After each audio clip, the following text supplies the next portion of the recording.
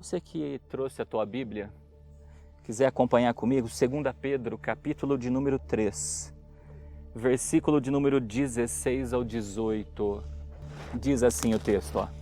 Falando disto, como em todas as suas epístolas, entre as quais há pontos difíceis de entender, que os indoutos e inconstantes torcem e igualmente as outras escrituras para a sua própria perdição.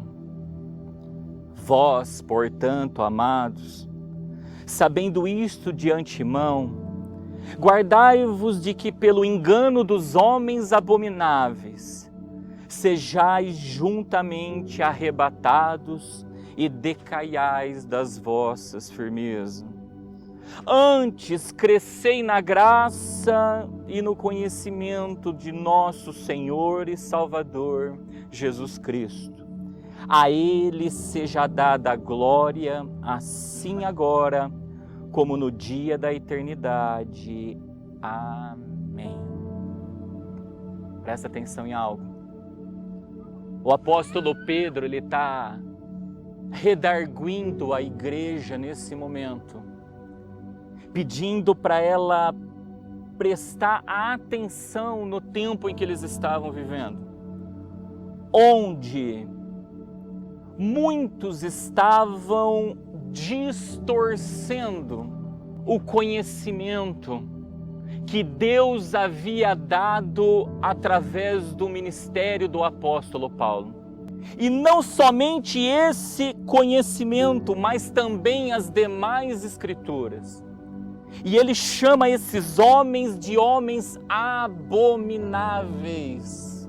Aí ele vem e nos instrui, ele diga, antes crescei na graça e no conhecimento do nosso Senhor Jesus Cristo. Qual é o propósito de eu crescer, irmãos? Na graça e no conhecimento do nosso Senhor Jesus Cristo. É para que nós não caiamos no engano destes homens que ele considera como indoutos, destes homens que ele considera como inconstantes, porque torcem as Escrituras Sagradas. Só que ao meditar nesse contexto, Deus me chamou muita atenção sobre nós crescermos, principalmente, irmãos, na graça. Ele quer que a gente cresça na graça e no conhecimento.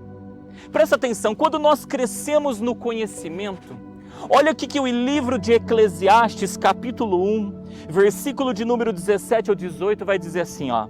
E apliquei o meu coração a conhecer a sabedoria, e a conhecer os desvarios e as loucuras, e vim a saber que também isto era aflição de espírito. Em outras palavras, a Bíblia diz que muitas são as aflições de um justo. Logo, se ele está buscando o conhecimento, se ele está buscando, irmãos, a sabedoria, pode ter certeza, junto com isso vai vir as aflições de espírito. Aí ele continua dizendo, porque na muita sabedoria há muito enfado, e o que aumenta em conhecimento aumenta em dor. Por que a sabedoria, por detrás da sabedoria vem o enfado? E por que debaixo do conhecimento vem a dor? Porque nós já aprendemos no último culto, que quando nós crescemos no conhecimento, a lei do entendimento que agora habita dentro de nós, começa a lutar, guerrear contra a lei da carne, a lei do pecado que habita na nossa carne.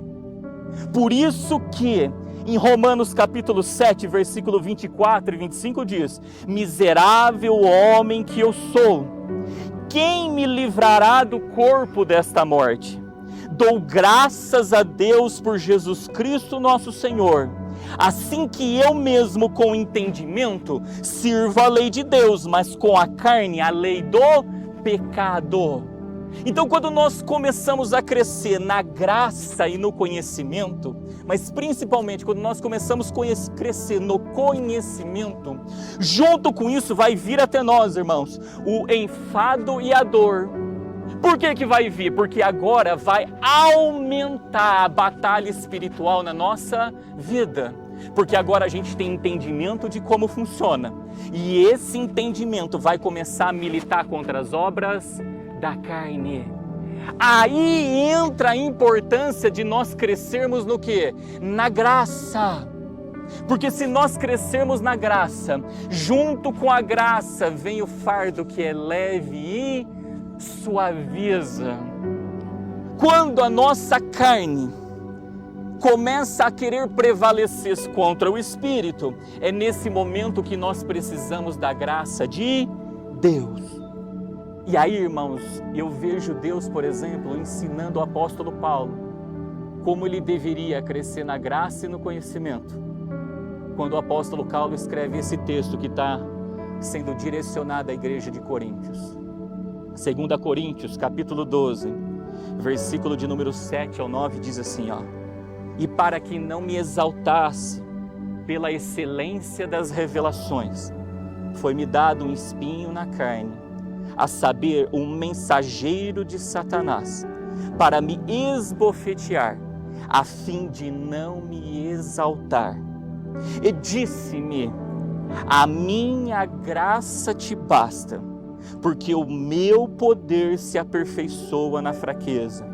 De boa vontade, pois, me gloriarei nas minhas fraquezas, para que em mim habite o poder de Cristo. Para o apóstolo Paulo não se gloriar do conhecimento que Deus deu para ele. Para o apóstolo Paulo não se gloriar da sabedoria que Deus deu para ele. Junto com isso, Deus permitiu vir sobre a vida dele um espinho na carne, que era um mensageiro de Satanás, que esbofeteava o que? A carne dele. E quando ele rogou para Deus tirar aquilo dele, Deus falou: a minha graça te... A ideia de Deus com tudo isso, o propósito de Deus com tudo isso, era para que ele crescesse no conhecimento, por isso vinha a excelência das revelações, e para que ele crescesse na graça. Guarda algo, irmãos. Quando a gente lê no livro de Êxodo, capítulo 27, versículo 20, tem uma lei que Deus ordenou a Moisés, onde ele disse assim, ó: Tu, pois, ordenarás aos filhos de Israel que te tragam azeite puro de oliveiras, batido para o candeeiro, para fazer arder as lâmpadas continuamente. Olha como que tinha que ser o azeite puro, mas tinha que ser batido.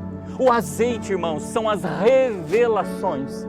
Mas para ele ser batido, olha o esbofeteamento, para que ninguém se glorie das revelações que vêm do Senhor, porque o propósito de Deus é que nós cresçamos na graça e no conhecimento.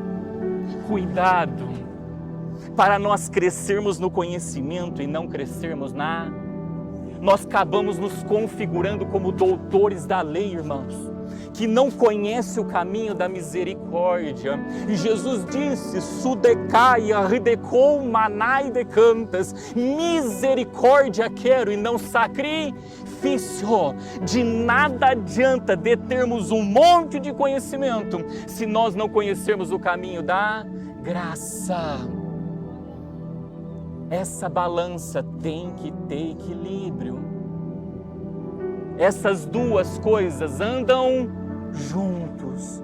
Os doutores da lei detinham o conhecimento, mas nunca exercia o amor que levava a perdoar as transgressões dos pecados. Pelo contrário, toda vez que se deparava com alguém que estava transgredindo, irmãos, eles queriam era apedrejar até... Aí não adianta nada. Discípulo de Jesus conhece o caminho da graça e conhece o caminho do conhecimento. Ele tem as duas coisas na identidade dele. Quer ver um exemplo claro disso, irmãos? Jesus contou uma parábola onde ele disse que 2 homens subiram ao templo para orar. A parábola diz assim, Lucas capítulo 18, versículo de número 10 ao número 14, diz assim: 2 homens subiram ao templo para orar, um fariseu e outro publicano. O fariseu, estando em pé, orava consigo desta maneira: ó Deus, graças te dou, porque não sou como os demais homens, roubadores, injustos, adúlteros, nem ainda como este publicano. Jejuo 2 vezes por semana e dou o dízimo de tudo quanto possuo. O publicano, porém, estando em pé, de longe, nem ainda queria levantar os olhos aos céus, mas batia no peito dizendo: ó Deus, tem misericórdia de mim, pecador. Digo-vos que este desceu justificado para a sua casa, e não aquele, porque qualquer que a si mesmo se exaltar, será humilhado, e qualquer que a si mesmo se humilhar, será exaltado. Presta atenção, o publicano e o fariseu ambos sabiam o que tinha que fazer. Porque o fariseu diz: eu jejuo 2 vezes, eu dou o dízimo, eu não roubo, eu não adultero, eu não sou nem como esse publicano. E o publicano olhava, ele sabia tudo o que ele tinha que fazer. O conhecimento estava nos 2, mas quem é que conhecia o caminho da graça, irmãos? Era o publicano. O publicano nessa história, ele era uma pessoa que tinha crescido na graça e no conhecimento. Ele encontrou a misericórdia de Deus. Já o fariseu não alcançou a misericórdia. Por isso que ao apóstolo Paulo foi dito que foi dado um espinho na carne, um mensageiro de Satanás para esbofetear, a fim de que não se exaltasse pela excelência das revelações, em outras palavras, para que ele nunca viesse se comportar como um fariseu. Porque Jesus disse no final da parábola: aquele que assim se exalta será humilhado, e aquele que se humilha será exaltado. Guarda isso, igreja, pelo amor de Deus. Deus, pela infinita misericórdia, Ele tem derramado no nosso meio muito conhecimento das Escrituras. Mas o conhecimento das Escrituras que Ele tem nos dado é para que nós peguemos aqueles que estão num processo que ainda não têm o conhecimento e conduzamos ele para o caminho da graça. Não existe graça sem antes a palavra e a orar, porque pela palavra vem o conhecimento, pela oração vem a remissão dos nossos pecados. Cresçamos na graça e no conhecimento. Está vendo alguém, irmãos, que escorregou os pés, que teve a tua queda? Pelo amor de Deus, não taca pedra. Quem conhece o caminho da graça, estende a mão e põe bate o pó do joelho, põe de pé e vamos caminhar. Porque o cair é do homem, mas o levantar vem de quem? Se o justo cair 7 vezes, quem é o justo, irmãos? É aquele que não vive com o espírito do engano, que não vive com o entendimento deturbado. A Bíblia diz que 7 vezes Deus coloca ele de pé. Mas para isso é necessário que cresçamos na graça. Na graça, se a gente não entender o caminho da graça, a gente acaba empurrando mais para baixo aquele que está o quê? Caído. Guarda isso. Temos que crescer na graça e no conhecimento. Sem conhecimento, irmãos, também não tem graça, entendeu? Porque a pessoa fica caída e ela nunca quer levantar. E a gente só pode ajudar alguém a ficar de pé se ela quiser. Ela acha que caída ela está certa. Como postaram no grupo, quem quer andar com leões não pode rastejar com cobras. Cobra anda o que, irmãos? Rastejando, caído, e acha que está caminhando da maneira certa, com a maneira correta. Aí não tem jeito, como é que tu põe de pé? Se ela não mudar a mentalidade dela, a graça nunca vai superabundar na vida dela.